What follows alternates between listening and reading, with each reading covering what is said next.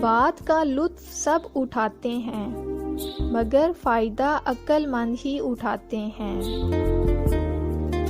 میری تعریف بے شک پیٹھ پیچھے کریں لیکن برائی ہمیشہ میرے سامنے کریں تاکہ آپ صحیح ہیں تو اپنی اصلاح کر سکوں، ورنہ تسلی سے آپ کی اصلاح کر کے بھیجوں۔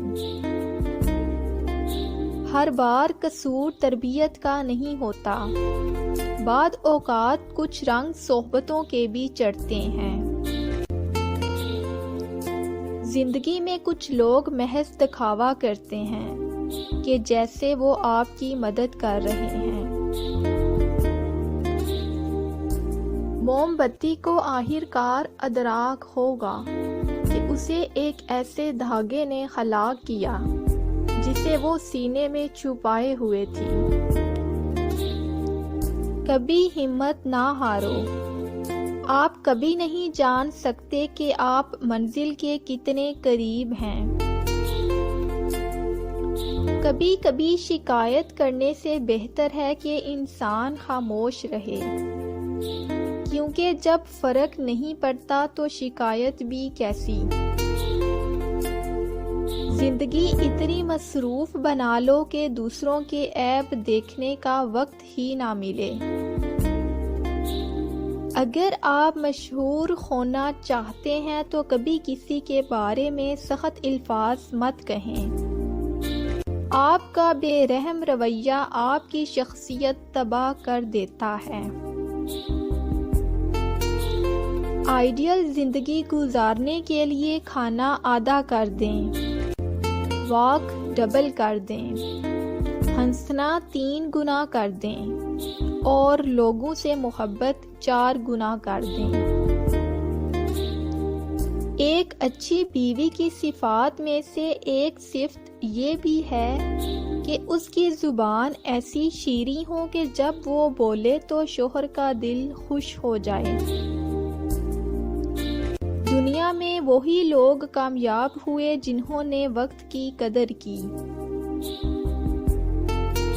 شیخ سعدی فرماتے ہیں، اس سے تو خاموشی بہتر ہے کہ کسی کو دل کی بات کہہ کر پھر اس کو کہا جائے کہ کسی کو نہ کہنا۔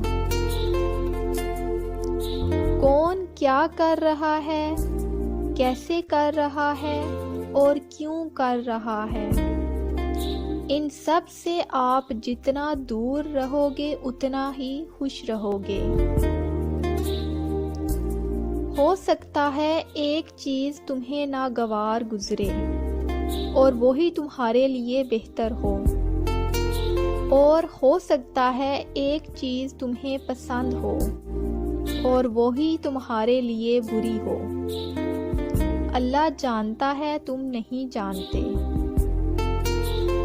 اکثر لوگ اپنی گفتگو سے غیبت، تہمت اور بہتان نکال دیں تو باقی صرف خاموشی رہ جاتی ہے، جو کہ ایک بہترین عبادت ہے۔ آپ سچے اور مخلص ہیں، اس بنیاد پر کوئی آپ سے دھوکہ نہیں کرے گا تو یہ آپ کی بھول ہے۔ نیک ضرور بنو مگر اتنے بھی نہیں کہ ہر دوسرا بندہ گنہگار نظر آنے لگے۔ یہ تلخ حقیقت ہے کہ آپ کی بات کو توجہ آپ کی حیثیت دیکھ کے ملتی ہے۔ ایسے علم کو حاصل کرنے کا کیا فائدہ جس پر آپ اپنی زندگی میں عمل نہیں کرتے ہیں؟ علم اس لیے حاصل کیا جاتا ہے تاکہ آپ اسے اپنی عملی زندگی میں استعمال کریں۔